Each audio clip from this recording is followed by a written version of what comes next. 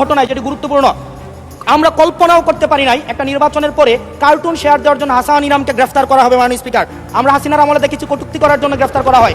Cartoon share করার কারণে আমাদের চিফ হুইপ মহোদয় আমাদেরকে ইনভাইট করেছিলেন এই সংসদে, যে উনি বলেছিলেন তিমির এবং হাঙ্গর, এটা স্যাটায়ার করে বলেছিলেন, এটা আমরাও বুঝেছি, এটা উনিও বুঝেছেন। কিন্তু মাননীয় স্পিকার, দুঃখজনক বিষয় হচ্ছে যে এই কার্টুনটি শেয়ার করার কারণে আমাদের মাননীয় চিফ হুইপ মহোদয়ের এক কর্মী মামলা করেছে 25 ধারায়। যেই মামলা 25 ধারায় যদি সংক্ষেপে বলি, আপনি মাননীয় স্পিকার, মাননীয় সদস্য, এক মিনিট মাননীয় স্পিকার, আমরা এমনি সুযোগ পাই না, সুযোগ দেওয়া হয় না।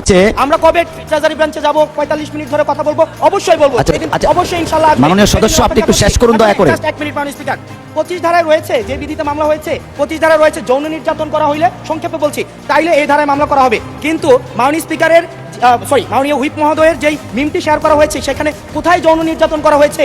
এখানে একটা মিম শেয়ার দেওয়া হয়েছে, যেখানে দেওয়া হয়েছে তিমি মাছ সবাইকে সার্ভ করা হচ্ছে। এবং এই ধরনের মামলায় আমাদের এই অভ্যুত্থান পরবর্তী সময়ে বিরোধী দল মতকে দমন নিপীড়নের জন্য গ্রেফতার করা হচ্ছে এবং জামিনও দেওয়া হচ্ছে না। এবং এখানে কোনো ধারায় 25 ধারায় সাইবার নিরাপত্তা যেটা আইন এই সংসদে পাশ করা হয়েছে, এই আইনে কটূক্তির জন্য বা রাজনৈতিক স্যাটায়ারের জন্য আমাদের মামলা করার কোনো বিধান নাই। সেই জায়গাতে এই প্রশ্নগুলো আমরা কাদেরকে করব?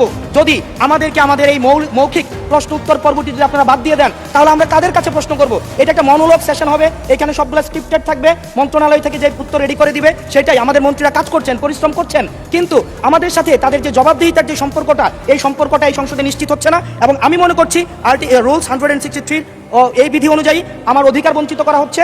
এবং অতি সত্বর এই যে মৌখিক উত্তরদানের যে কর্মসূচিটি রয়েছে, সেটি রুলস অফ প্রসিজারে অন্তর্ভুক্ত করা হোক, যাতে করে আমাদের মাননীয় মন্ত্রীদেরকে আমরা জবাবদিহিতার আন্ডারে আমরা আনতে পারি।